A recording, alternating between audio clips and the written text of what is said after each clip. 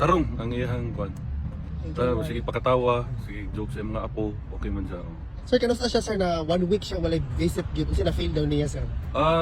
Way gana kaon, mo giya po ba siya gana kaon. Pareha karon akong ginamasahe, sige kurok ang tiyan. Istorya po na akong mga security, usay di mo bangon, kapoy. Umatod pa niya, mo daw na kwan. Naanad na daw siya sa iyahang kaimta nga ublo.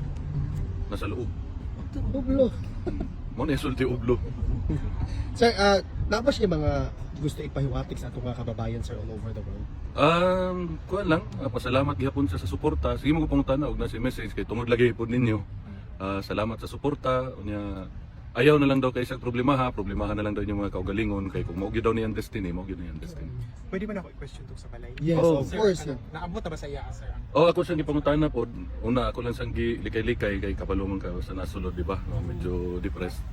So ako siyang ipangutana nga og ibaligya ba tong balay sa among lula sa dili daw to ibaligya di sa musugot. Yan nagigya ako nang gidiretso nga imong balay diya sa Doña Luisa ibaligya ba ni tubag naman siya nga ibaligya ba daw nga mo daw na yung pinakauna niyang balay unya si Hanilet na mo daw kaugaling mong balay dako daw. So mo to yung tubag. So di daw niya pabaligya. Pero kung nabaligya na ni Hanilet, ako kung gipangutana nga kung ang titulo ka kinsa murag nisulti man to siya ka Hanilet daw murag ana. Wa ko way klaro po rin tubag pero nabaligya na may mabuhat. Kaya sa pagkakaroon, ang among inahan, si mama namo, ni sulti gyud nga og pohon, og kaluyan sa Ginoo makagawa siya, dito na siya papuyon sa balay namo. Wow. Daghano naman may kaugaling balay, way balay ang mga amahan, dito pwede nang puyo sa mga balay. Sir, kay worried ba good ang buong Pilipinas o mostly supported na tatay digong na ang balay daw kung holds history na Di ang kuan gid namo ana, nastoryahan namo ni VP Inday o ni Mayor Baste na kanang balaya dili na siya actually na masulti nga kang sa among amahan. Ang tagiya na ang tiga Davao na kay nahimo na nilang atuhanan ng lugar. Sir, naisigutan ba ninyo sir ni Ang iya PRRD? ko. Ana siya nga kuan daw. Sa iya daw mga common law wife man yung isulti. Katong kang Ma'am Jazz, ana siya nga wala man daw sila relasyon ni Ma'am Jazz kay di man daw sila igagaw. Di mo sila igsuon, so wala daw sila relasyon. So sa tanang uyab po daw niya, katong sa nailhan ako nga 13 ka buok des Davao, pangita na lang daw muglain, kanang daghan daw credit card. So, mo na yung sulti. So, doon sa pa, bahit sa uyab, sa common law wife, unsa man. Sir, kanang mo tanan ni mo naisigutan ba ninyo ang kanang developments sa case ni VP Inday?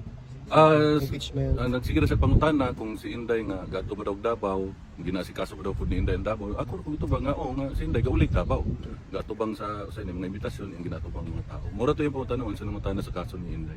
Kung sa daw inyong experience daw na mo extend yung time diri sa Europe sir, or ni angay na mo karon sa Europe sir. Mura na gani, memorize na gani ako mga dalan na rin.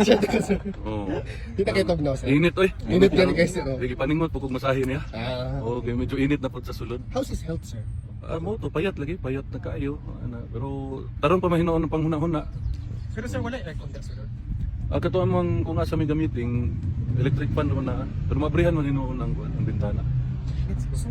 Isa pa na may question mo? Kasi kung ano lang ko, last message nimo sa mga kababayan nato. Like I said, sa akong mga kapwa Pilipino, salamat sa inyong suporta sa akong amahan ug sa akong igsuon nga si BP Inday ug sa among pamilya. Salamat kaayo. Matudto pa ni Papa nga iyang message. Kalimti na lang daw siya, siguraduhan na lang daw inyong mga kaugalingon. Salamat. Salamat sir. Thank you sir.